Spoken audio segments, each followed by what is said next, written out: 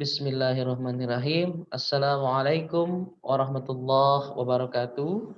Waalaikumsalam warahmatullahi wabarakatuh. Innal hamdalillah nahmaduhu wa nasta'inuhu wa nastaghfiruh wa na'udzu billahi min syururi anfusina wa min sayyiati a'malina may yahdihillahu fala mudhillalah wa may yudhlil fala hadiyalah. Asyhadu an la ilaha illallah wahdahu la syarikalah wa asyhadu anna Muhammadan abduhu wa rasuluhu la nabiyya ba'da. Alhamdulillah puji dan syukur kita panjatkan kepada Allah Subhanahu wa taala. Dalam kesempatan malam hari ini kita sama-sama diberikan kesempatan yang panjang yang insya Allah akan menambah ilmu bagaimana cara kita mendidik sesuai dengan fitrah yang sesuai dengan apa yang diajarkan oleh Allah dan Rasul-Nya. Mudah-mudahan pada malam hari ini kita bisa dijadikan pada pertemuan ini menjadi pertemuan yang bisa memberatkan amal kelak di akhirat nanti. Nah, salawat dan salam semoga Allah melimpah curahkan kepada baginda yang memberikan rahmat kepadanya, mudah-mudahan kepada Nabi Muhammad, mudah-mudahan kita semua diakui oleh umatnya beliau kelak di akhirat nanti. Amin ya Allah ya rabbal alamin. Para pemirsa, para peserta ya, yang ini alhamdulillah baru baru 11 orang ya yang partisipan ya. Mudah-mudahan nih yang belum menyalakan videonya silahkan dinyalakan terlebih dahulu ya. Khususnya yang insya Allah pada kesempatan malam hari ini ada calon ayah, ada yang sudah menjadi ayah ya, yang akan belajar bagaimana insya Allah pada kesempatan malam ini dengan tema bagaimana ayah mengajarkan fitrah bahasa dan sastra kepada anak kita yang nanti muaranya dengan sastra dan bahasa kita bermuara bisa mendekatkan diri kepada Allah sehingga anak-anak kita semua nanti bisa mendapatkan pendidikan khususnya ya prinsip-prinsip peradaban Islam itu dari ayah. Nah, insya Allah harapannya selama 1 jam lebih sampai pukul 21 kita akan mendengarkan sharing dengan Al Ustadz Haris Abdullah. Alhamdulillah dalam kesempatan ini sudah terhubung. Nah, siapkan cemilan, kopi yang biasa ngopi Pak ya. Dan yang sedang berkumpul dengan keluarga yang sedang bahasa Sundanya itu bahasa Jerman itu mepende. Mudah-mudahan ayah yang sekarang diberikan waktu oleh Allah untuk mempelajari ilmu bagaimana kita bisa belajar tentang fitrah bahasa dan sastra agar bahasa dan sastra kita yang diajarkan kepada anak-anak kita bisa mendekatkan diri kepada Allah dan senantiasa terkesima awamnya belajar dari kita. Nah, untuk itu kita sama-sama agar forum ini diberkahi oleh Allah Subhanahu wa taala, kita sama-sama buka dengan bacaan ta'awudz dan basmalah. A'udzubillahi minasyaitonirrajim. Bismillahirrahmanirrahim. Bismillahirrahmanirrahim. Untuk mengefektifkan waktu, saya persilakan kepada Bapak Haris Abdullah untuk menyampaikan materi yang akan disampaikan ya. Mangga Pak. Alhamdulillah. Bismillahirrahmanirrahim. Suara saya jelas ya sebelumnya ya? Jelas, jelas. Alhamdulillah. Bismillahirrahmanirrahim. Assalamualaikum warahmatullahi wabarakatuh. Alhamdulillah, segala puji bagi Allah Subhanahu wa taala. Zat yang menguasai segala sesuatu termasuk kita. Sehingga kita bisa berkumpul, bertatap layar. Meskipun begitu tidak mengurangi nilai silaturahmi ya, mudah-mudahan. Mudah-mudahan Allah Subhanahu wa taala segera mengenyahkan ujian COVID ini. Baik COVID lahir secara medis ataupun COVID secara fitnah. Sholawat dan salam semoga senantiasa tercurah kepada junjungan alam Sayyidina Muhammad sallallahu alaihi wasallam. Mudah-mudahan betul Kang Adria kita sama-sama memohon supaya kita ini menjadi bagian daripada kesatuan umat beliau. Ada dua hal yang saya sukai kepada dari Kang Andrea ini. Kang Adria ya, Adria ya. Iya. Yang pertama, cara membukanya tentu saja. Membuka acara runut, kemudian sesuai aturan. Yang kedua, ini memiliki tata bahasa yang tepat. Ketika orang lain menyatakan bahwa untuk mempersingkat waktu, dalam ilmu bahasa, waktu tidak bisa dipersingkat, tapi diefektifkan. Ilmu bahasa, makanya penting ilmu bahasa itu. Nanti ke depan ada juga pembawa acara yang bilang apa? Kalau waktu dan tempat ya, waktu dan tempat dipersilahkan. Waktu dan tempat tidak bisa dipersilahkan kepada seseorang. Langsung saja sebut namanya kepada yang bersangkutan, dipersilahkan. Terima kasih banyak Kang Adria. Dan dua hal yang tidak saya setuju. Yang pertama, saya belum tentu lebih tua dari Kang Adria. Meskipun saya betul masih sudah jadi bapak-bapak. Insya Allah mohon doanya, saya sedang menanti anak yang ketiga. Yang kedua, saya bukan ustadz. Saya barusan saja pulang dari masjid. Jadi ya ada kesan-kesannya lah dari pulang ya. Jadi mudah-mudahan itu jadi doa. Mudah-mudahan ada ilmu-ilmu keustazan yang bisa saya kuasai. Saya bukan expert ya. Sehari-hari saya bergelut dengan dunia kepenulisan. Menulis, terutama literasi secara umum, yang membaca dan menyampaikan terkait sastrawi, bahasa, dan lain sebagainya. Saya lumayan mendapatkan tugas yang berat karena memang fitrah bahasa dan estetika ini adalah fitrah yang perlahan hilang dari bumi Indonesia secara khusus dan umumnya memang di dunia. Padahal dahulu sastra, bahasa betul-betul menjadi identitas dan menjadi salah satu agenda wajib, jadi salah satu program wajib dan menjadi sesuatu alat belajar wajib bagi setiap orang, siapapun mereka yang menginginkan kemajuan peradaban. Karena mau tidak mau, semua sejarawan sepakat bahwa penanda peradaban adalah karya tulis. Betul ya? Ya, karya tulis. Dan karya tulis itu bagian dari sastra. Maka di sini saya mau sharing tentang bagaimana ayah mengajarkan sastra pada anak. Ini penting.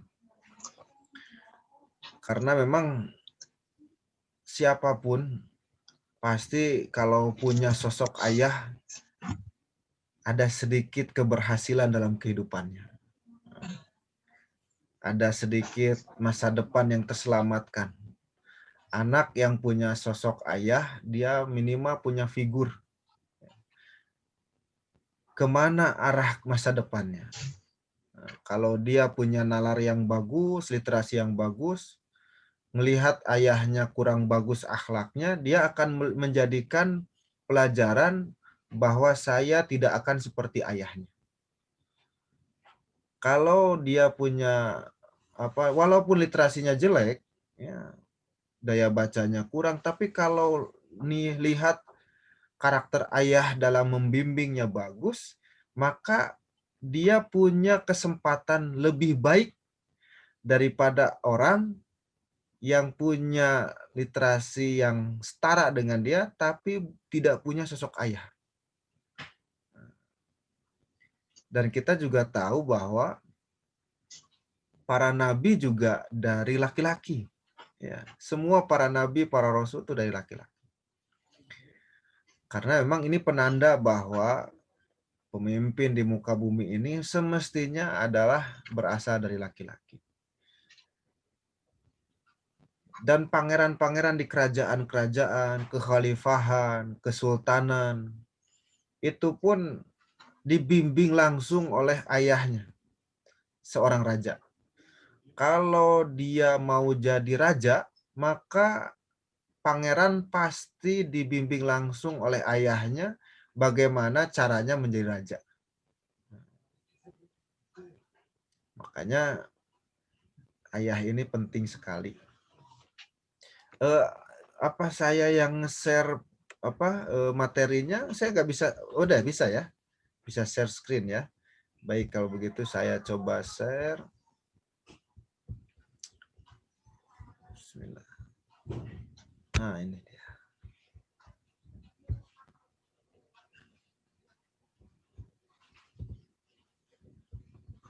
Ya, bismillahirrahmanirrahim.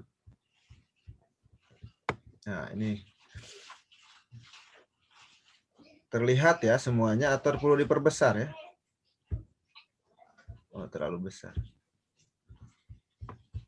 Nah, ini saya berpikir bagaimana ini saya menyampaikan tentang sastra karena saya sendiri belum mempraktikkan secara menyeluruh.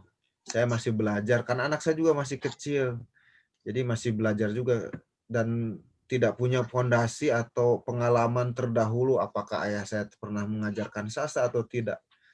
Tapi mudah-mudahan materi ini bisa menjadi pemicu bagi saya supaya saya juga bisa mengamalkan apa yang saya sampaikan hari ini, malam ini ya. Bagaimana ayah mengajarkan sastra kepada anaknya? Sebelum lanjut, ini sedikit biodata dari saya. Saya penulis skenario dari beberapa sinetron, puisi, cerpen, esai, konten kreator, copywriter. Ya. Pernah menjadi ketua Forum Lingkar Pena Bandung, ya, periode 2015-2017, dilanjut sampai 2019. Dan sekarang menjadi bagian dari Forum Lingkar Pena Jawa Barat di bagian Humas. Dan saya juga ikut turut serta menjadi salah satu kawan-kawan dari Bandung Youth Forum, ya, di mana di dalamnya banyak sekali pemuda yang kreatif, kurang lebih ada 300-an komunitas kreatif di kota Bandung. Ini nanti mudah-mudahan ke depan bisa sharing dengan bapak-bapak di sini karena banyak juga bapak-bapaknya rupanya yang merasa muda. Nah, kita lanjut, apa itu sastra? Menurut Yakob Sumarjo dan Saini KM, senada ya dua-duanya ini, sengaja saya buat dua orang ini ditulis bersamaan karena memang dua orang ini punya senada dalam mengartikan apa itu sastra. Menurut mereka, sastra itu cinta. Sastra ada kehidupan, belajar sastra adalah belajar kehidupan. Ungkapan pribadi manusia secara umum ya, ungkapan pribadi manusia berupa pengalaman, pemikiran, semangat, keyakinan dalam suatu bentuk gambaran konkret yang membangkitkan pesona dengan alat bahasa. Jadi ada terpesona tersendiri yang diungkapkan dengan bahasa. Itu sastra.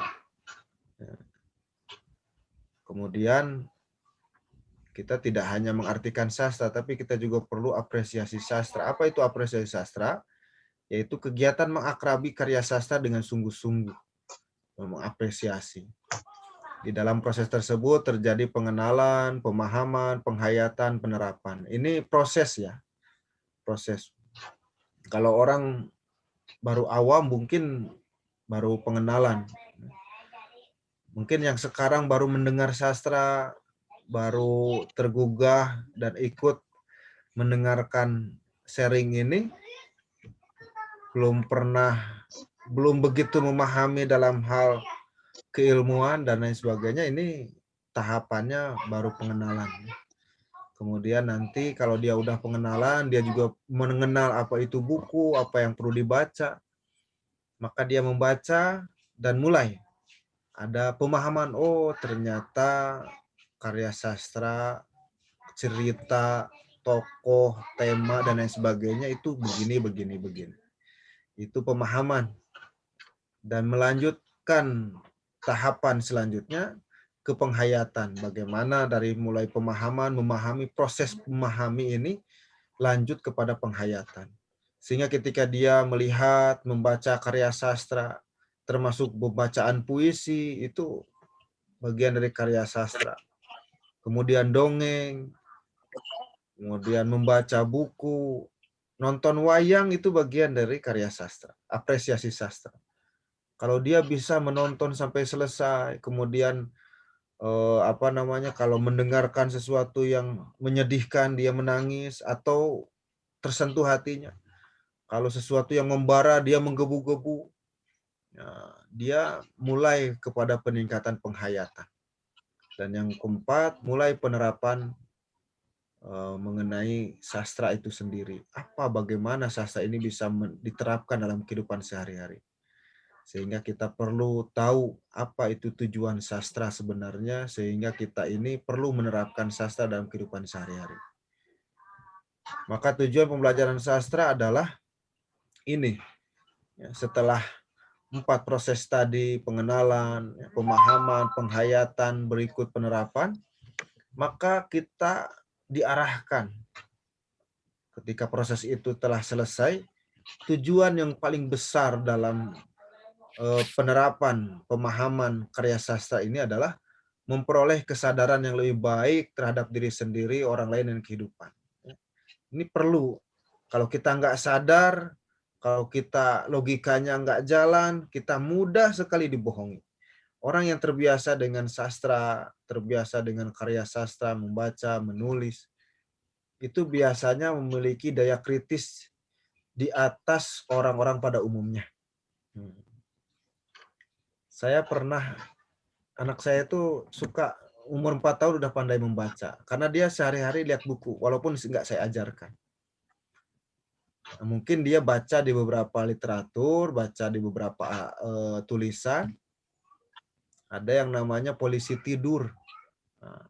Dia nggak nanya sama saya, tapi suatu saat saya bawa motor. Kemudian istri saya protes, "Kang, jangan ke situ," katanya. Di situ banyak polisi tidurnya. Anak saya bilang, "Nggak apa-apa, Pak," katanya. "Bah," panggil saya Abah. "Nggak apa-apa, Bah, kita ke situ aja, asal jangan berisik." "Kenapa nggak jangan berisik?" "Nanti polisinya bangun." Karena polisinya lagi tidur. Nah, ini dia punya daya kritis tersendiri. Kalau polisi tidur berarti suatu saat dia bisa bangun. Walaupun konotasinya adalah sebuah undakan untuk memperlambat gerak laju kendaraan. Itu maksud tujuan dari polisi tidur. Itu kan kesepakatan. Ya, sebetulnya dalam bahasa Indonesia itu undakan namanya. Ya, undakan di jalan untuk menghambat laju kendaraan. Nah, anak saya sampai seperti itu karena dia baca daya kritis dan berpikirnya sampai ke arah situ. Kita sendiri nggak bisa, orang tua nggak bisa terpikir sampai ke arah situ. Apalagi kepolosan anak itu original, ya, original. Kita sampaikan saja ketika bahan bacaannya seperti ini dan kita pilihkan buat mereka. Kemudian tujuan yang kedua adalah memperoleh kesenangan. Karena dengan sastra ini orang bisa mendapatkan nilai estetika, keindahan yang menghadirkan kesenangan. Kalau sesuatu yang indah, kita dengan sendirinya ada kegembiraan, kesenangan. Fitrah seseorang terhadap kesenangan tidak bisa dihilangkan. Keindahan, anak-anak sendiri pasti tahu. Kalau langit yang luas, di malam hari banyak bintang-bintang, ya anak-anak suka membicarakan. Kenapa mereka membicarakan? Karena ada keindahan. Kalau mereka jalan-jalan ke gunung, mereka lihat pohon-pohon, tumbuh-tumbuhan, ada hewan-hewan di sana. Mereka sering bicarakan, kenapa? Karena ada keindahan. Kalau mereka main ke pantai, melihat pasir yang putih, deburan ombak, ya, angin yang semilir, dirasakan.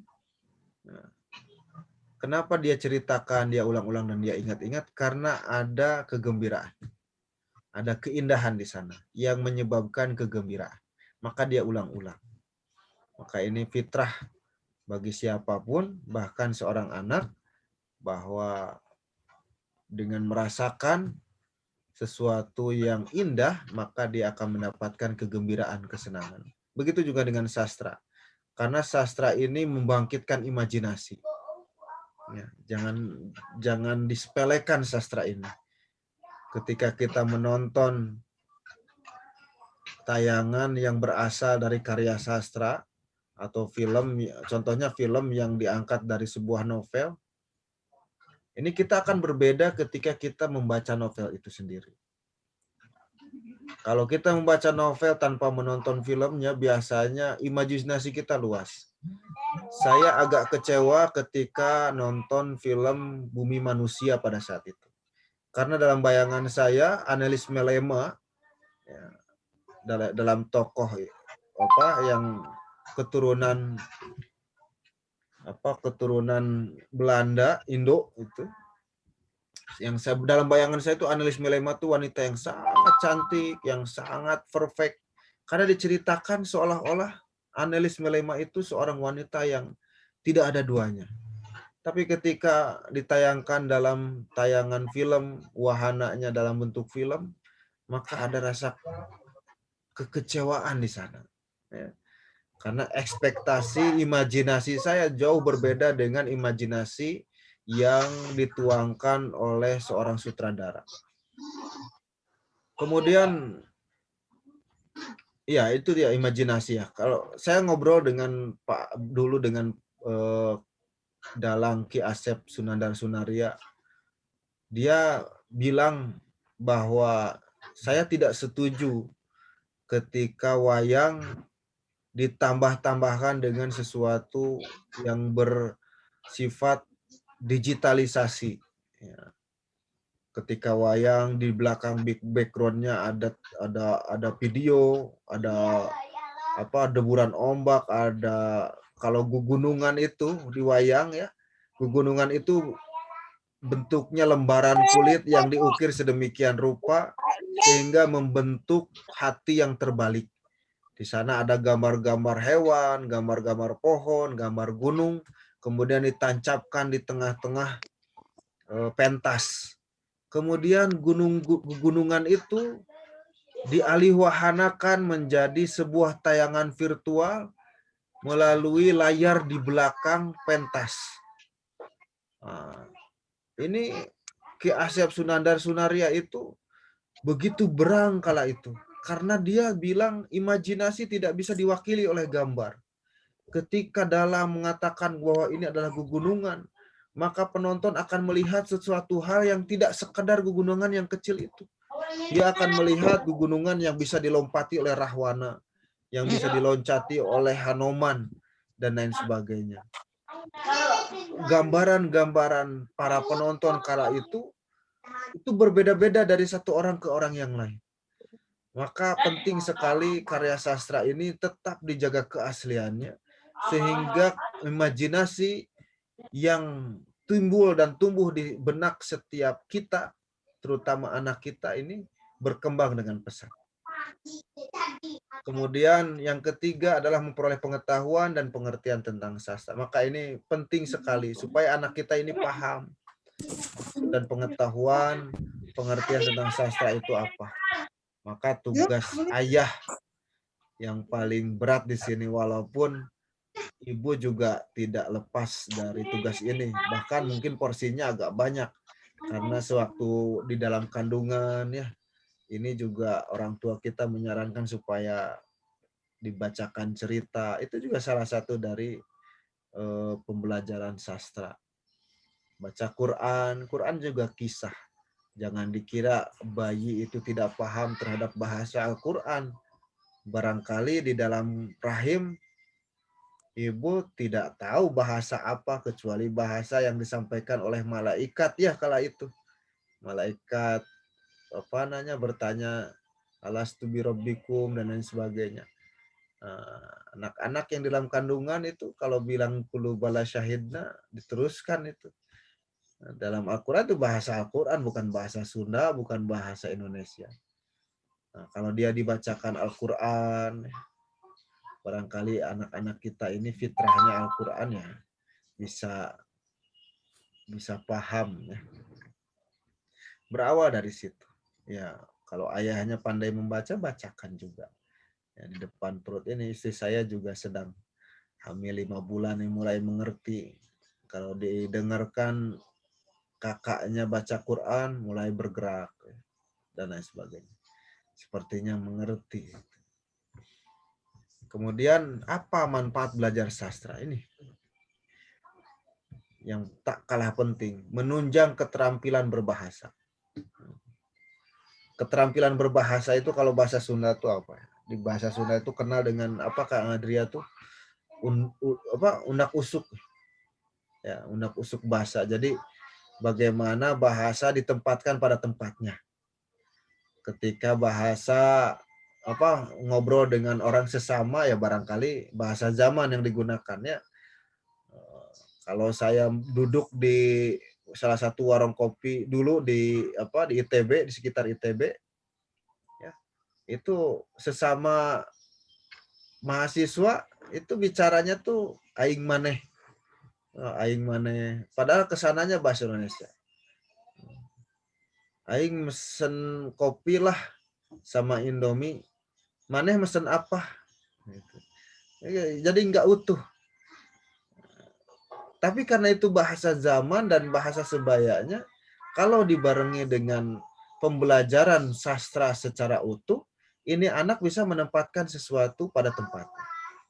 Kalau dia bicara dengan gurunya, dengan orang yang lebih tua, maka dia akan berbahasa lebih halus dari bahasa sesamanya.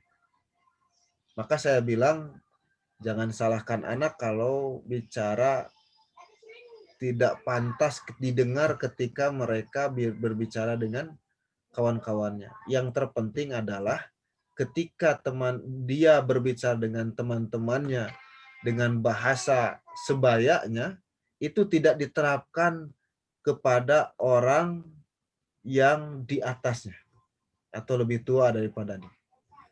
Kalau bahasa dengan temannya sama dengan bahasa dengan orang yang lebih tua dengan konotasi dalam konotasi negatif, maka ini yang berbahaya. Berarti pelajaran sastranya belum sampai.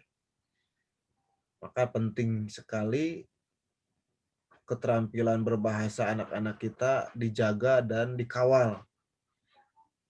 Ketika dia berbicara dengan kawannya seperti apa, ketika berbicara dengan orang yang lebih tua, dengan ibu bapaknya, dengan gurunya, dengan ustadznya, dengan paman bibinya, orang-orang yang lebih tua, itu jangan sampai disamakan bahasanya dengan bahasa sesamanya. Maka manfaat belajar sastra ini salah satunya adalah menunjang keterampilan berbahasa. Yang kedua, meningkatkan pengetahuan budaya. Seperti yang kita kenal bahwa bahasa adalah ciri budaya bangsa. Karena bangsa bisa dicirikan salah satunya adalah dengan bahasa. Budaya tidak akan diidentifikasi tanpa kemampuan bahasa, tanpa adanya bahasa. Nah, budaya dan bahasa tidak bisa dipisahkan. Bahkan di Indonesia berkurangnya suku bangsa, dulu itu banyak sekali, dan sekarang ada suku bangsa yang perlahan ada yang punah di Indonesia itu karena bahasanya sudah hilang. Maka salah satu suku yang dihilangkan atau dianggap punah adalah ketika suku tersebut sudah tidak menggunakan bahasanya lagi. Yang ketiga, mengembangkan rasa dan karsa. Tentu saja ini dengan membaca, merasakan, melihat. Ya. Ini bisa membangkitkan rasa dan karsa. Yang keempat, tentu saja membentuk watak. Sayyidina Umar bin Khattab pernah berkata, kalau kau ingin ajarilah anak-anakmu sastra. Maka kalau kau ingin mengajari anak-anakmu keberanian, maka ajarilah sastra. Ya, kalau kita lihat anak kita penakut, tidak mau tampil ke depan, ini ajari saja sastra. Insya Allah nanti dengan sendirinya ada keberanian meningkat dalam dirinya. Dan menurut Rusiana, pembelajaran sastra mempunyai peranan besar dan mencapai berbagai aspek dari tujuan pendidikan. Ya, peranan yang besar katanya dalam mencapai tujuan aspek pendidikan seperti aspek pendidikan susila, sosial, perasaan, sikap penilaian, dan keagamaan.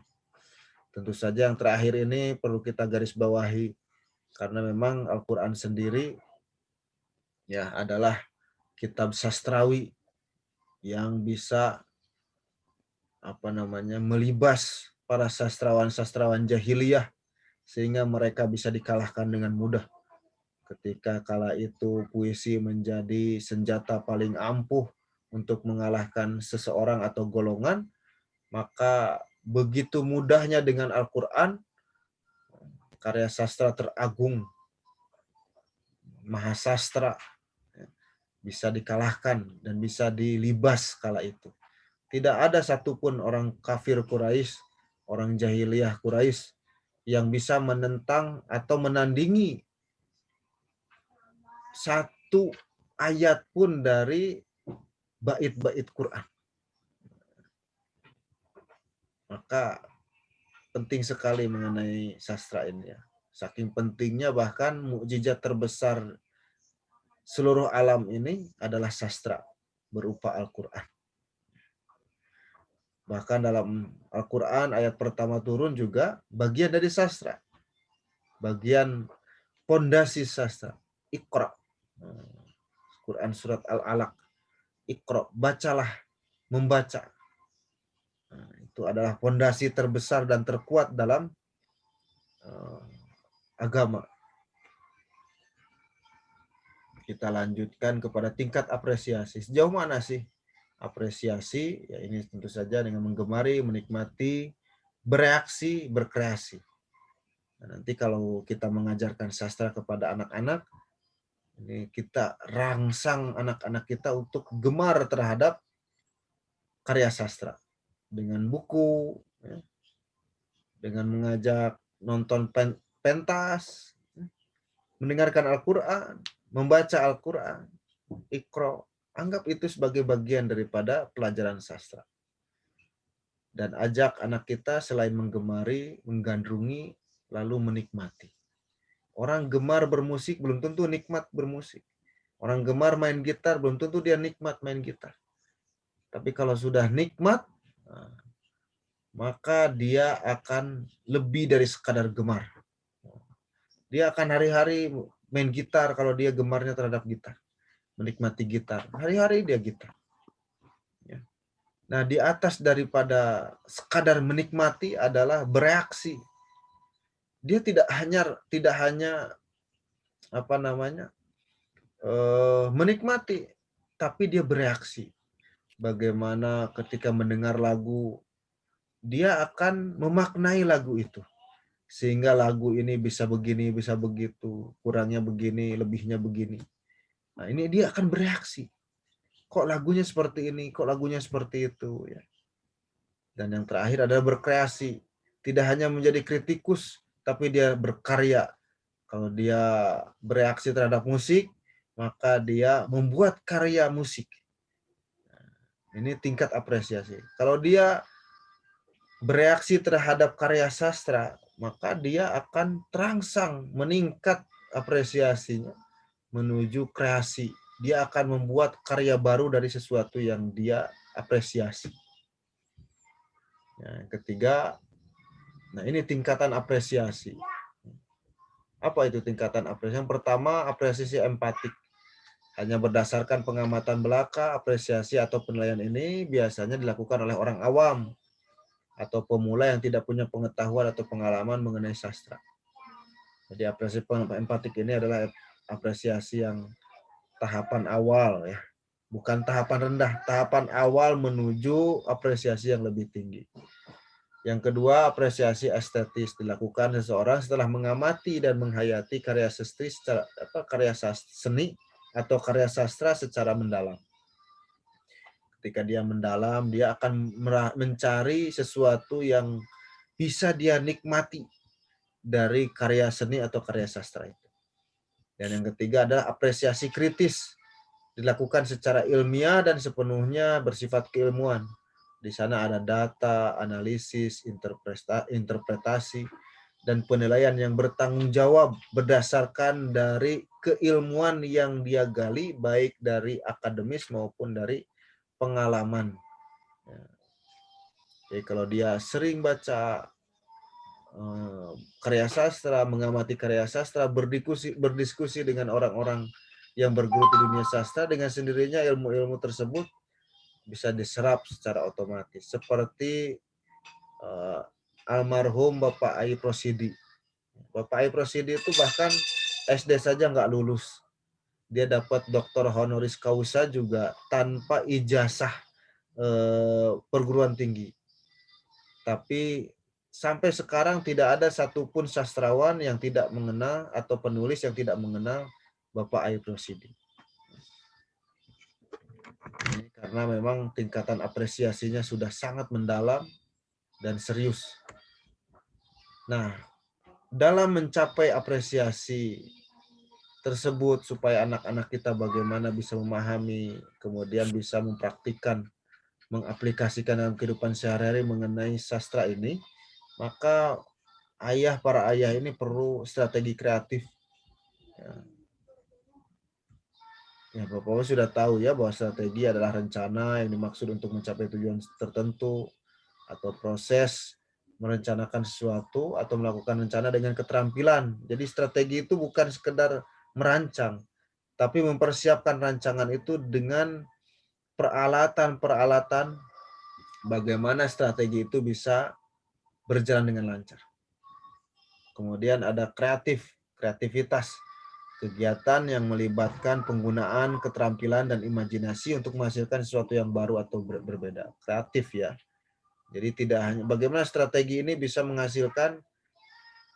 Nah, kalau karya sastra ini sesuai dengan judul yang tadi saya sampaikan, bagaimana mengajarkan sastra kepada anak, bagaimana target adalah strategi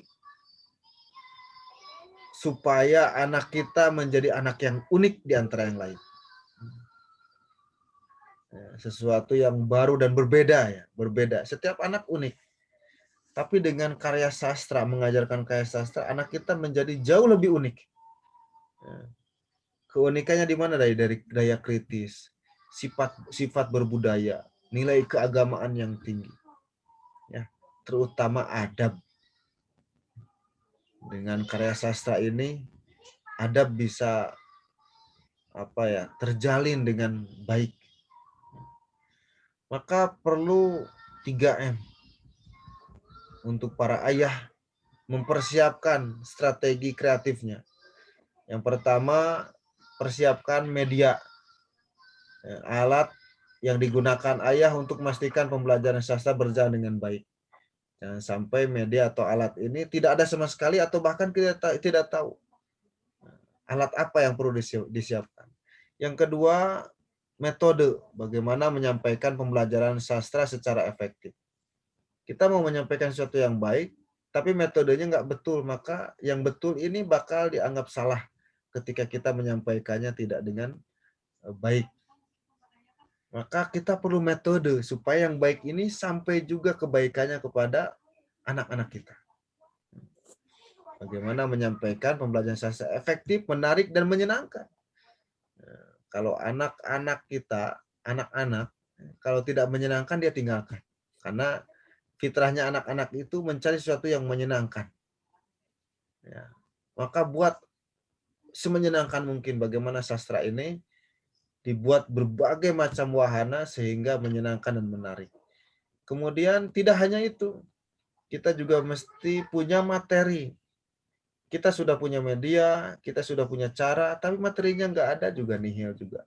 Maka perlu bagaimana kedua hal tadi, media dan metode, itu bisa berjalan dengan baik ketika kita mendapatkan atau mempunyai materi yang memadai. Nah, bagaimana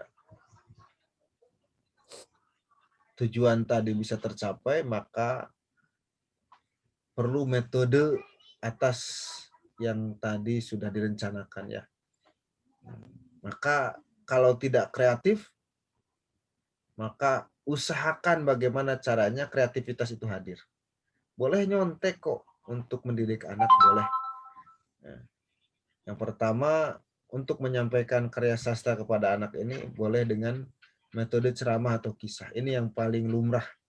Dari dulu ini turun-temurun. Dari buyut saya kepada nenek saya kepada ayah saya atau ibu saya. Nah, dari ibu saya ke saya. Apa-apa dongeng, cerita. Kalau datang ke gunung ini, maka bapak saya itu tahu dongengnya. Nah, dongengnya gunung ini begini-begini. Punya penunggu ini. Itu dari dulu sih. Kalau dulu tuh kalau punya TV itu satu RT satu orang barangkali ya. Atau ada juga pengalaman satu RW satu orang. Jadi satu RW nonton di satu rumah. Nah, dulu itu lumrahnya tuh bukan nonton tapi mendengar. Mendengar dongeng. Ya, mungkin para ayah di sini sudah familiar dengan Wakepoh, dongeng tentang cerita Sirawing, cerita misteri Gunung Merapi, itu dulu tuh didengarkan bukan ditonton. Sehingga imajinasinya tuh hidup kala itu. Nah, ini maka metode ceramah atau kisah ini efektif sebetulnya, sangat efektif. Ya, dan karena memang pendengaran itu adalah indera pertama dan terakhir yang dibuka oleh Allah Subhanahu wa taala. Di dalam rahim mata tidak bisa digunakan konon. Mulut belum bisa digunakan kecuali katanya telinga. Telinga ini masih bisa mendengarkan resonansi sehingga bisa diterjemahkan. Begitu juga dengan kematian katanya. Indera terakhir yang terjaga itu telinga.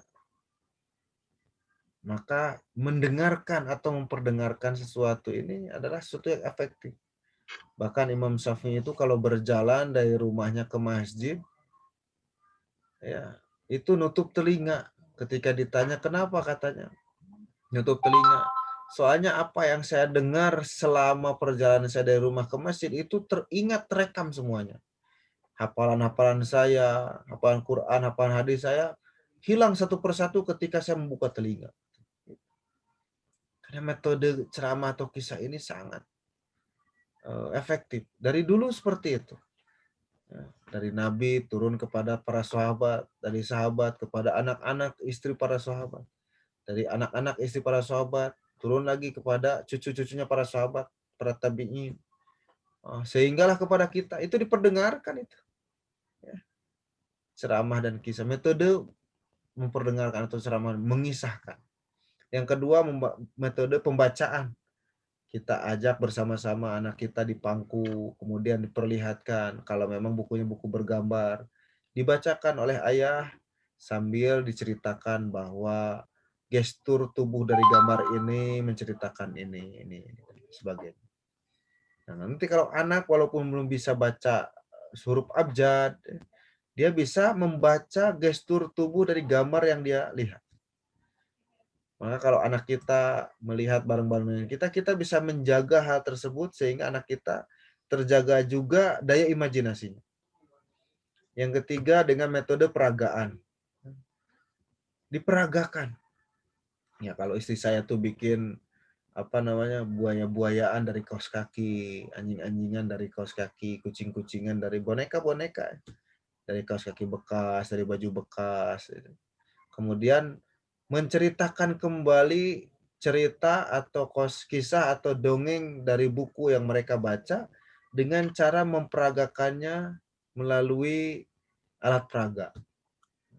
Kadang-kadang saya juga pakai wayang, itu bisa. Kemudian metode tanya jawab atau diskusi. Ya, diskusi kita hidupkan. Yang terakhir, metode penugasan. Bagaimana anak kita minta mengapresiasi hasil bacaannya atau hasil diskusinya.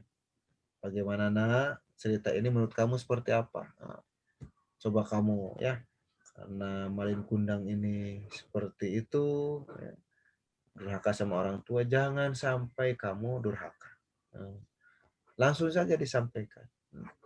Cerita tentang ketaatan, ibadah, maka sampaikan hasilnya, intisari dari cerita tersebut sehingga anak-anak mengerti apa nilai dari hasil pembelajaran sastra tadi. Nah, yang terakhir perlu dipahami bahwa mengajar adalah seni. Walau bagaimanapun kita tugas kita bukan mengantarkan anak kita ke sekolah, tapi menyekolahkan anak dimanapun mereka berada. Kalau formalnya di sekolah, maka ketika kita membawa anak kita ke alam, ke taman, maka sekolahnya anak kita itu alam dan taman. Kalau kita membawa anak kita ke rumah, maka sekolah anak kita itu adalah rumah. Maka siapa pengajarnya? Diri kita sebagai orang tuanya.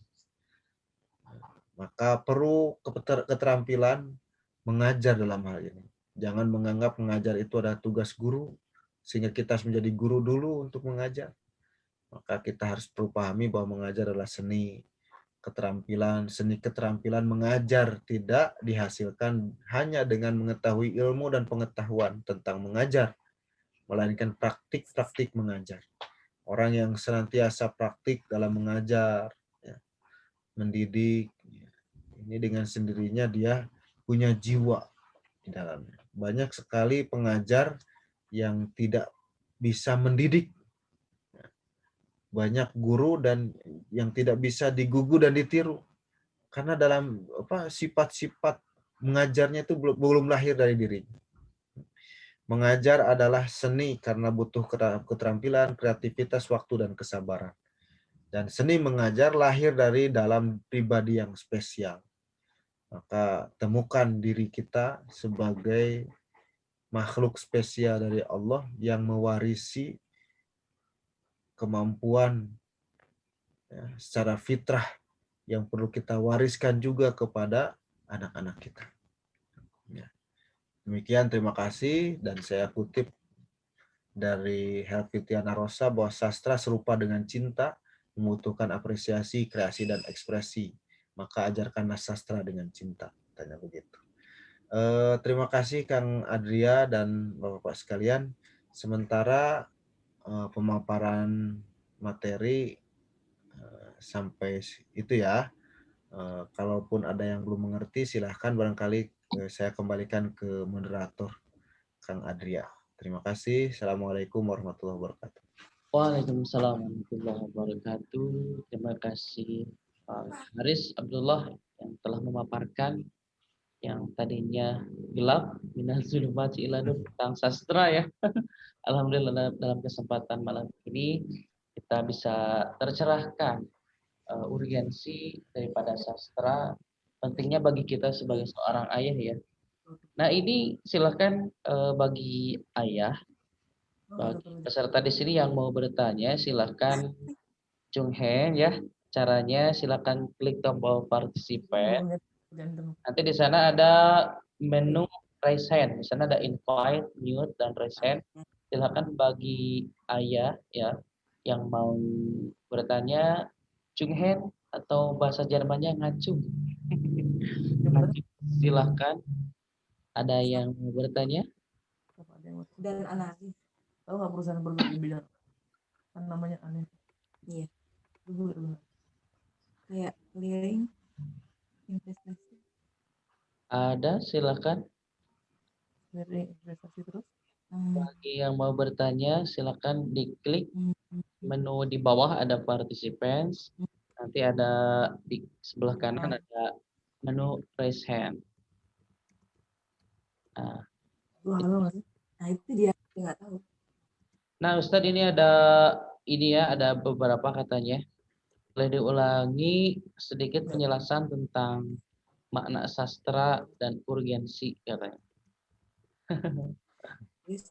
Gimana menentukan itu? Kayaknya ini apa namanya ketinggal. Tadi masuknya lumayan kita udah berjalan. Mangga. Ya. Terlanjur itu. Ya, secara umum itu ya ungkapan bahwa Makna sastra secara umum itu ungkapan pribadi manusia berupa pengalaman, pemikiran, semangat, keyakinan dalam suatu bentuk gambaran konkret yang membangkitkan pesona dengan alat bahasa. Dengan alat bahasa. Jadi setiap manusia punya pengalaman, punya pemikiran, semangat, keyakinan dalam suatu bentuk gambaran konkret nyata. Itu disampaikan secara dengan alat bahasa. Begitu barangkali ya. Jelas nggak suara saya? Jelas, Ustaz, Oh, jelas. ya. Itu ininya sayang. Boleh kalau ini barangkali ayah yang mau langsung bertanya, silakan untuk nyalakan mute-nya ya. Pertama kan? Kalau tidak di kolom chat, silakan langsung dinyalakan mute-nya Iya. yang mau bertanya atau yang mau berdiskusi. Biasanya dia bakal nembak di awal, nggak terus dua. Cuma kalau kamu emang Ada dari Dr. Ahmad Nur Hadi, Bapak Dr. Ahmad Nur Hadi, silakan Bapak untuk menyalakan mute-nya kalau mau ingin bertanya langsung. Silakan Pak Dr. Ahmad Nur Hadi. Saya persilahkan. Assalamualaikum, Kang Haris. Waalaikumsalam warahmatullahi Pak Ahmad. Sehat Pak Ahmad? Alhamdulillah sehat. Di dalam COVID seperti ini masih sehat. Allah masih berikan Alhamdulillah. kesehatan. Nah, Kang Haris ini menarik sih sebetulnya ya.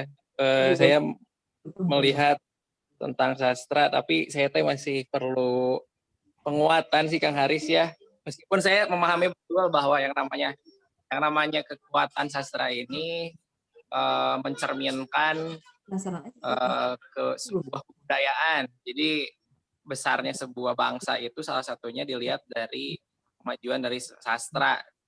Saya lihat memang peradaban Islam zaman dulu juga termasuk di zamannya Harun al-Rasyid gitu ya, sastra itu begitu luar biasa besar gitu. Dan pada saat beliau berkuasa saat itu zaman Abbasiyah adalah zaman keemasan Islam.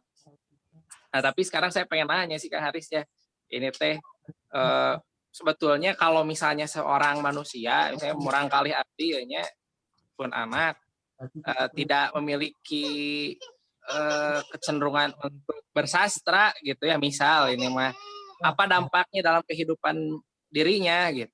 Apakah sampai balangsak hidupnya gitu Pak Kak Haris, atau seperti apa? Jadi apa sih keuntungannya kalau misalnya seorang manusia ini bersastra, dan apa ruginya kalau tidak memiliki kemampuan bersastra, sehingga memang ini menguatkan kembali bahwa ternyata anak-anak saya perlu diajarkan tentang sastra itu, menguatkan tentang urgensi Kang Haris ini. Hatur nuhun Kang Haris, mangga. Sami-sami. Pak Ahmad, anaknya masih membaca. Kawarasan murangkalih teh opat sadayana ralit kene nembe diajar maca nu pangageungna teh. Alhamdulillah. Usia sabaraha Pak Ahmad? Yuswa 7, 5, 3, sareng nembe 7 sasi ya. Subhanallahnya nyusul abdi Pak Ahmad abdi ge sami nu ageng 7 tahun, benten-benten 2 tahunan lah. Mana kamu? Ya sami lah sanasib Pak Ahmadnya mung abdi penginten pakai bahasa Sunda lagi ya. Cuma kalau saya itu selalu mengondisikan anak-anak pada maghrib ngaji, minimal itu aja dulu. Ya, pada maghrib ngaji, kalau nggak sama saya sama istri, sama ibunya. Ya, setelah ngaji biasanya ada sesuatu hal yang disampaikan seperti tadi ngobrol tentang surat Al-Adiyat, kuda perang. Ditanya kuda perang itu seperti apa, kenapa judulnya kuda perang. Itu ceritakan seperti itu.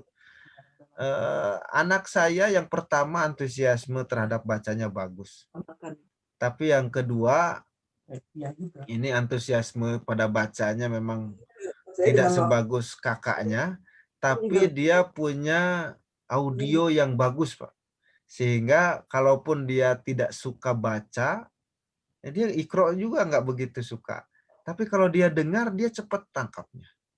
Jadi berbagai macam hal mesti kita sampaikan dan mesti kita upayakan supaya anak kita itu pandai mendengar, pandai membaca, pandai melihat dan merasakan.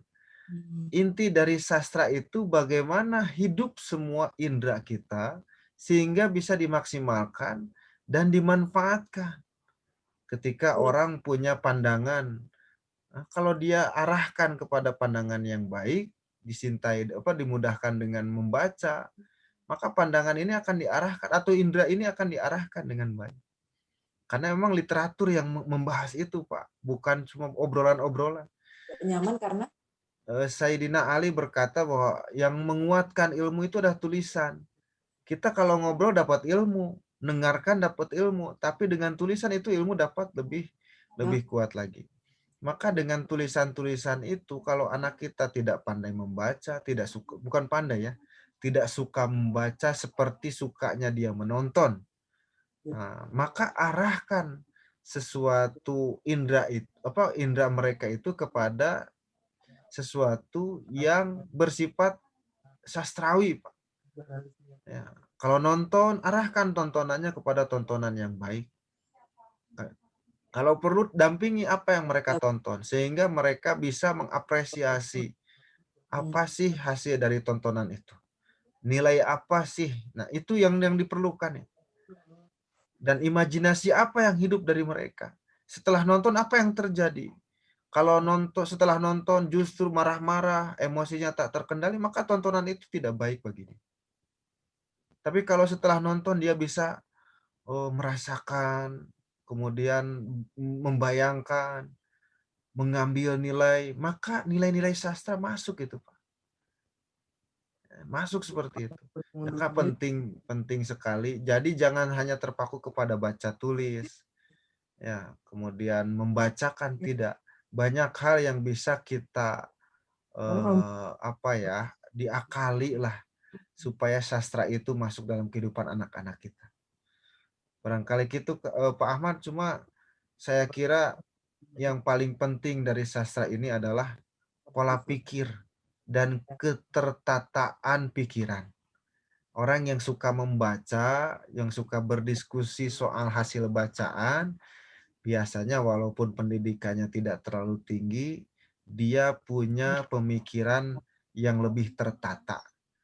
Nah, soal nasib, Allah yang bisa tahu apakah nanti ke depannya berhasil atau tidak. Hanya saja biasanya orang yang dekat dengan sastra punya ketertataan pemikiran lebih baik daripada yang lainnya.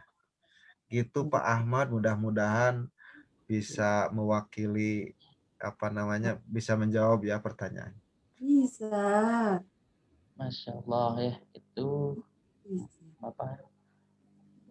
banyak ternyata ya Pak, untuk menjadikan anak-anak kita itu bisa kita pelajari dari berbagai media gitu ya. Sehingga kalau tadi menarik kesimpulan, jadi fitrah dari sastra dan bahasa itu jadi punya estetika ya, masing-masing anak itu bagaimana kita bisa menerapkan yang heterogen fitrah dalam berbagai media gitu ya. Jadi Mangga dari yang lainnya saya berikan kesempatan kepada satu orang lagi di zona nyaman itu aja. Bertanya, silakan untuk di Lulus unmute semuanya dan kalau bisa videonya dinyalakan. Ada lagi? Mangga? aja. Raise hand. Ayah, bunda, yang ada. Apa ya, kayak tantangan Nah, gitu. sambil nunggu ini Ustaz ada pertanyaan. Bagaimana Kang mengamati fenomena media sosial yang membawa dampak kepada anak-anak terhadap perubahan berbudi dan bahasa anak, misalnya bahasa alay, tukang ngegas, cuek, dan lain-lain. Ya, saya kira tadi sudah disampaikan ya, bahwa memang kita pertama perlu mendampingi dan perlu tahu apa yang dibaca oleh anak kita, apa yang ditonton oleh anak kita, siapa saja yang bergaul dengan anak kita. Maka kalau nilai-nilai sastra tidak bisa diterapkan atau tidak diterapkan, maka bisa jadi daya kritisnya berkurang. Daya kritisnya tidak jalan. Sehingga ketika dia nonton, membaca di media sosial ya yang instan, Gitu-gitu Karena aja. memang menuntut pemikiran yang kacau Soalnya media kalau sosial itu. cari Menuntut pemikiran kita ini supaya lebih canggih sebetulnya. kan Ya. nggak boleh. Padahal penuh dengan keterbatasan. Karena Kan seakan-akan kayak informasi kita kalau tidak terintegrasi, maka diyakini biasanya ada kekacauan. Indonesia kalau Bayangkan dalam 1 detik itu berapa informasi yang masuk. boleh kan sampai Facebook, kemudian IG ya, Instagram itu informasi-informasi yang apa? Yang berseliweran dan sangat cepat, instan. Maka karena instan itulah kemudian kita ini menjadi menyerap semua informasi dan kita ini obesitas informasi. Tapi kalau di bawah Kalau perusahaan sudah obesitas kita tidak bisa mengelolanya. Kalau tidak bisa mengelolanya yang datang adalah emosi yang tidak terkendali. Kalau orangnya terbiasa dengan literasi, bukannya terbiasa dengan sastrawi, ya, maksudnya kehidupan nilai-nilai sastra, tidak biasanya bisa dia bisa memilah Iya. ini berita dibaca melanjutkan dibaca bakal bagus atau tidak buat saya. Kalau tidak bagus dia segera meninggalkannya. Maka dia dari gambar pun begitu. Orang yang terbiasa membaca dan mengetahui tata bahasa yang baik, ya, ilmu-ilmu kesastraan, maka melihat judul berita saja dia sudah tahu ini berita hoax atau bukan. Sepertinya seperti apa? Biasanya seperti itu. Maka penting ini ajarkan sastra kepada anak-anak kita, ya, kebiasaan membaca, membacakan. Mungkin hari ini anak kita susah ketika diajak membaca. Suatu saat ketika kita terbiasa membaca, memperlihatkan kepada anak kita sedang membaca, maka barangkali ada satu ketertarikan suatu saat buat anak kita. Sehingga mereka bisa lebih tertarik lagi membaca yang tadinya tidak suka menjadi suka. Gitu Kang Admin, Kang Andrea silahkan. Itu buat pas aku lagi. Iya. Ada Kalau ada yang nanya via sosial media, bagaimana seorang ayah merespon jika dikritik Muda itu artinya sumber dananya dari orang anak tapi bahwa aku bahasa yang salah. Benny nggak pakai muda-muda langsung Benny Maaf kurang jelas, agak apa? Oh iya, ya. Jadi bagaimana respon ayah jika anak menasehati ayah bahwa itu bahasanya salah gitu, atau anak mengenal bahwa itu kasar. Kalau anaknya masih kecil, saya kira langsung juga bisa. Tapi yang terpenting adalah bagaimana menerapkan terlebih dahulu bahasa yang baik dan sesuai pada tempatnya. Itu diawali dari dirinya sendiri. Ya, diturunin terus. Bagaimana caranya ayah itu bisa menerapkan dulu bahasa yang baik di rumah itu seperti apa. Sehingga menjadi tabu bagi seorang anak menerapkan bahasa yang tidak pada tempatnya. Itu kan rekening kakak atas nama Bagaimana caranya anak-anak ini, salah bawah tuh pakai rekening itu. anak-anak kita ini memahami bahwa bahasa yang baik ini adalah bahasa yang ditempatkan pada tempatnya. Bukan halus atau kasar, bukan. Tapi ditempatkan pada tempatnya. Anak-anak akan bermasalah ketika menggunakan bahasa yang digunakan kepada orang tua, digunakan kepada yang biasa digunakan kepada yang lebih tua, digunakan kepada sesamanya. Ini kan bermasalah, anak-anak bisa dibully ini. Makanya biarkan mereka berbahasa dengan bahasa zamannya, asalkan dia tahu bagaimana menggunakan bahasa yang benar pada tempatnya. Seperti itu. Itu. Barangkali ada ya yang mau bertanya lagi, silakan.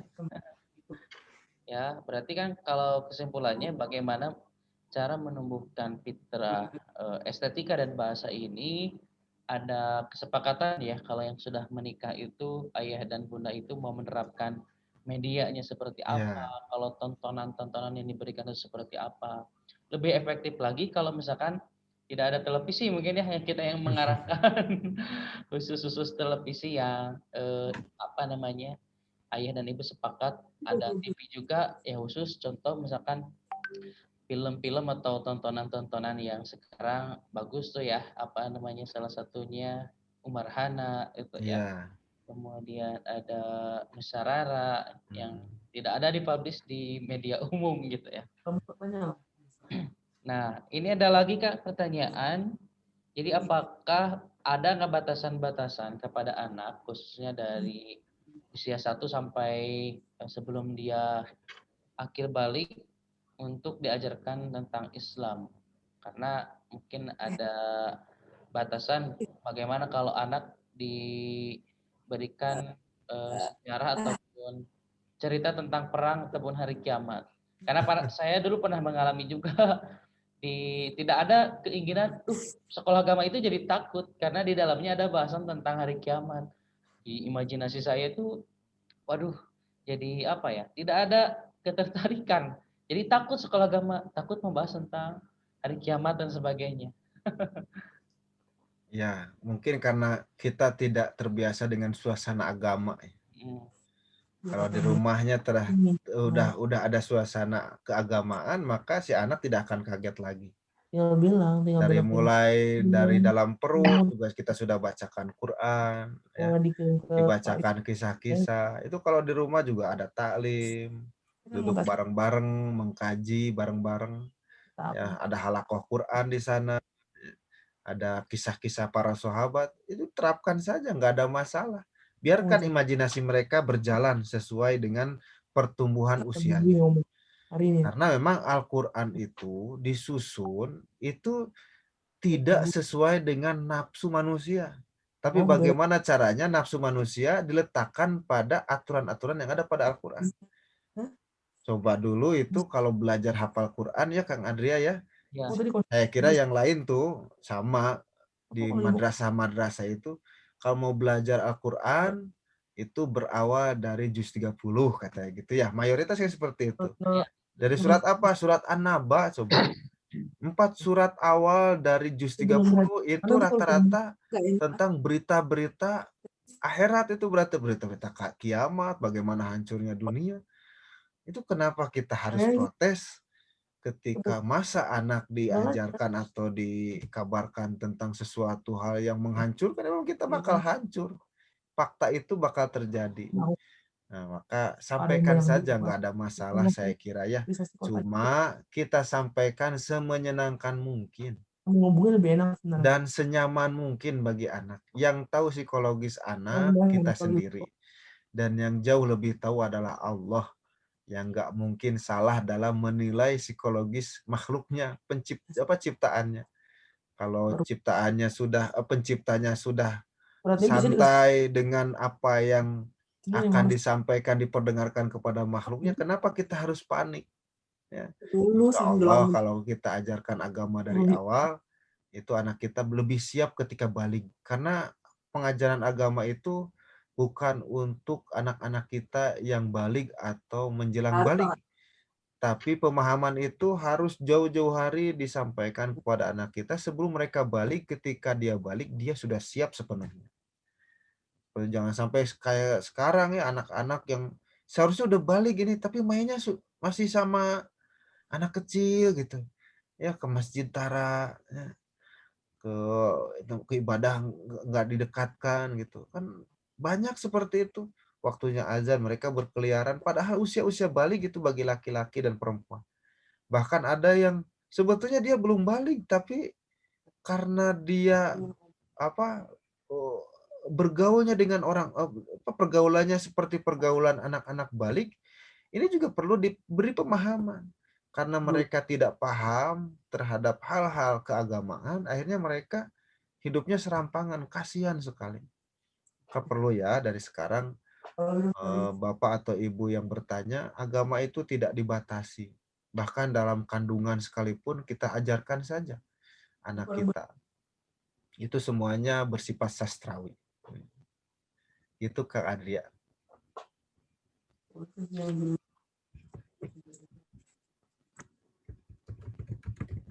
Biru bukan?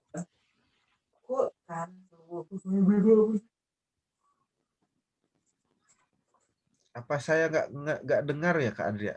Suaranya nggak kedengeran Kak Adria. Oh iya.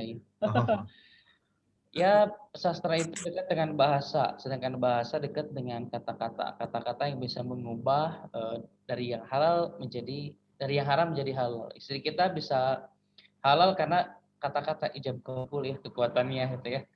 Nah, alhamdulillah mungkin kalau saya simpulkan, jadi bagaimana menumbuhkan fitrah estetika dan bahasa ini, jadi setiap anak itu memiliki sense of apa namanya estetik ya, rasa keindahan dan menyukai keindahan serta keharmonisan. Apresiasi dan ekspresi atas keindahan yang muncul dalam seni, kesastraan, arsitektur, dan lain sebagainya. Keindahan memiliki tingkatan dari indrawi, imajinasi, nalar, dan ruhani, kemudian bermuara pada Allah Subhanahu wa Ta'ala. Setiap anak juga diberikan kemampuan berbahasa alat ekspresi keindahan, kemudian diaktualisasi oleh bahasa ibu oleh kedua orang tuanya. Jadi mudah-mudahan belajar sastra untuk menerapkan adab, akhlak, dan ilmu kepada anak-anak kita itu mudah-mudahan bisa membantu bagaimana menerapkan prinsip-prinsip agar lebih dekat, agar lebih terbiasa dengan syariat-syariatnya Allah ketika nanti di masa usia akil baliknya. Nah, ayah bunda yang saya hormati dan saya banggakan, alhamdulillah kita sudah berada di penghujung acara ya. Mudah-mudahan ruang untuk ayah dan ibu di sini bisa benar-benar menjadikan bahwa kita semakin lebih dekat dengan Allah, tidak hanya diri secara saksiah tapi secara usrah keluarga kita bisa mendapatkan di dunia hasanah dan di akhirat hasanah. Oleh karena itu, saya sebagai moderator terima kasih kepada ibu bapak, ayah bunda yang sekarang sudah menyempatkan waktu untuk belajar tentang bagaimana menumbuhkan fitrah sastra dan bahasa. Saya haturkan terima kasih. Saya sebagai moderator mohon maaf apabila ada kesalahan kata. Untuk sebelum saya tutup, insya Allah akan dilanjutkan oleh Pak Atep Puja sebagai co-hostnya. Dan saya pribadi aturkan salam. Sebelumnya saya terima kasih kepada Ustadz Aris Abdullah. Salam kenal. Saya di sini di Cibiru. saya di Margahayu Kak Adria. Margahayu ya. Dekat. Kebetulan lagi di yayasan ini ya, Oh, habis acara. Kalau rumah di ujung Buru. Dari saya mungkin, Assalamualaikum warahmatullahi wabarakatuh. Waalaikumsalam. Silakan kepada Pak Atep Puja. Baik, terima kasih Kang Adria sama Kang Haris, hatur nuhun atas ilmunya, sangat bermanfaat tentunya Pak. Jarang sekali dibahas ya tentang bahasa dan estetika. Ternyata dampaknya untuk anak-anak itu sangat besar gitu. Baik, untuk bapak-bapak semua, terima kasih juga atas partisipasinya. Sebelum kita akhiri sharing ayah ini, ada beberapa informasi nih. Sekolah Fitrah ini akan ada acara terus sampai akhir tahun. Nah, besok akan ada klub Fun English, akan belajar bahasa Inggris ya untuk anak-anak jam 10 sampai jam 12 siang bersama Bunda Era, Purike gitu. Dan nantinya Rabu, Kamis, Jumat sampai tanggal 31 Desember masih ada acara-acara lain. Dan ada juga sharing ayah tentunya dan juga klub anak lainnya. Makanya untuk ayah bunda jangan lewatkan informasi dari Sekolah Fitrah. Silakan untuk follow Instagram Sekolah Fitrah atau Facebook Sekolah Fitrah dan juga bisa mengunjungi web kami di sekolahfitrah.com. Di sana sudah tertera acaranya gratis untuk seluruh keluarga Indonesia dalam acara agenda Festival Keluarga Sekolah Fitrah. Baik,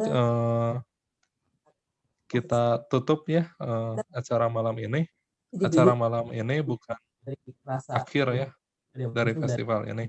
Terima kasih kepada Kang Haris dan seluruh peserta. Mudah-mudahan dengan adanya Sekolah Fitrah menjadi keberkahan untuk kita semua. Baik, terima kasih kepada semuanya. Assalamualaikum warahmatullahi wabarakatuh. Nggak mungkin kan aku keluar nggak ketemu cowok sayang. Nyapa orang. Terus Kalau keluar gini, keluar nggak apa-apa. Cuma ketika keluar apa yang bagaimana menjaga sikap keluar kan gitu. Karena aku udah negur, jangan sampai laki-laki kalau nggak penting, kalau nggak perlu, kalau nggak kenal. iya. Nah ya sudah, itu kan sudah disampaikan kamu oke, keluar deh ke warung, itu perlu. Karena terkadang karena aku tuh terbawa dengan suasana yang Brio kunci. Aku nggak perlu kunci lah, kamu di sini melulu, aku tutup semua jendela kenapa? Aku di sini enak aja. Iya. Tadi aku Kamu hujar aja, agak bergerak dari kamar. tadi hari ini aja. Aku emang gak enak badan sayang. Moodnya juga gak enak banget. Tapi kamu gak ngerti, kamu gak bisa merasakan itu. Nah, ya udah itu makanya gak bisa dibahas.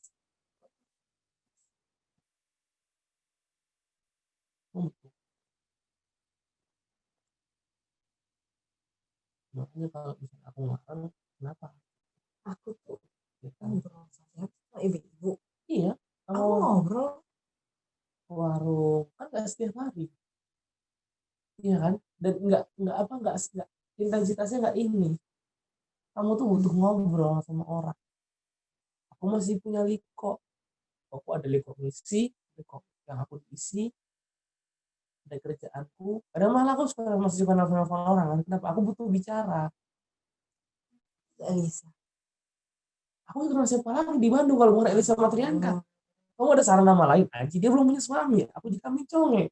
Yang mending Elis atau Diska. Karena dua-duanya itu sama. Dua-duanya si istri teman kamu, si suami teman aku, Robi teman aku, Trianka teman aku. Tinggal pilih mau yang mana. Atau Faras, kamu gak kenal istrinya. Makanya bilang kalau nggak Elisa, Trianka, Diska itu aja gue tahu. Belum ada yang lain. Kalau si orang yang belum kenal, kamunya bikin baru. Mending itu enaknya. Nanda lebih jauh lagi sih, walaupun aku kenal juga sama suami. Gitu loh dek, maksudnya itu gitu. Kenapa Elisa?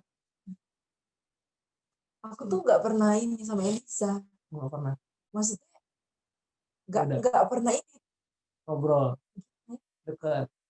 Kita tuh ketemu sekali 2 kali itu pas yang kita sama-sama sekolah kan sama Katri. Dia kan sudah memang yang sering banyak bermasalah gitulah. Kenal karena dia kan.